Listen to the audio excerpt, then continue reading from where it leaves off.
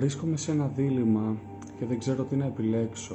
Είμαι πολύ μπερδεμένος. Κάτι που ακούω πολύ συχνά στις συνεδρίες, κάτι που ακούω πολύ συχνά σε παρέες όταν είμαι έξω και κάτι που ακούω πολύ συχνά και μέσα μου. Διλήμματα έχουμε να διαχειριστούμε σε όλη τη ζωή μας. Όταν λέω διλήμματα, επί της ουσίας, αν το καλοσκεφτούμε, πρόκειται για αποφάσεις που έχω να πάρω. Να μείνω σε αυτή τη δουλειά που είμαι ή να φύγω. Να μείνω σε αυτή τη σχέση που είμαι ή να φύγω. Να διατηρήσω αυτή τη φιλία που έχω. Και συνήθως αυτό που κάνουμε για να διαχειριστούμε τέτοιου είδους καταστάσεις που μας απασχολούν είναι ρωτάμε. Κάνουμε ερωτήσεις. Πολύ φυσιολογικό και πολύ ανθρώπινο.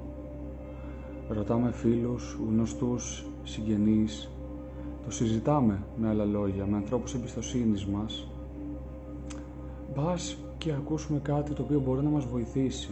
Μπορεί κάποιες φορές να το συζητάμε και με ειδικούς επί του θέματος. Και σε όλες αυτές τις περιπτώσεις, αυτό που συμβαίνει συνήθως είναι ότι ακούμε τις απόψεις των άλλων ανθρώπων. Επί της ουσίας, τι θα έκαναν αν ήταν στη θέση μας. Αν θα επέλεγαν το Α ή το Β, το ένα ή το άλλο, το αριστερά ή το δεξιά.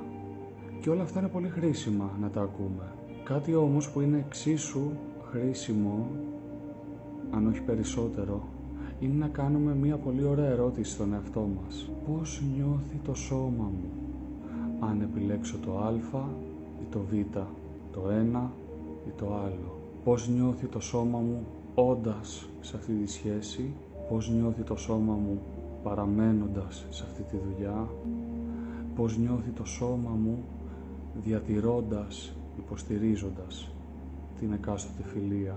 Μια πάρα πολύ βοηθητική ερώτηση, πέρα για πέρα αληθινές οι απαντήσεις που μας δίνει και είναι μοναδικές για τον καθένα. Την επόμενη φορά επομένως που θα έχεις κάποιο δίλημμα να διαχειριστείς, απλώς πάρε μερικά λεπτά και ρώτα τον εαυτό σου. Πώς νιώθω, πώς νιώθει το σώμα μου. Να είσαι καλά.